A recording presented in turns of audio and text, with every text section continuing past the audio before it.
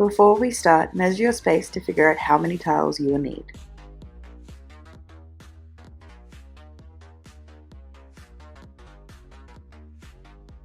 Step 1. Unpack your product, align your artificial hedge tiles and clip them together.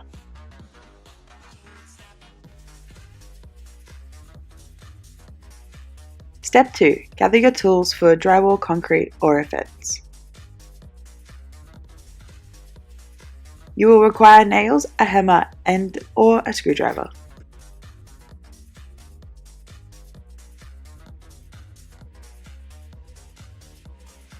For wire or mesh, you will require cable ties and scissors.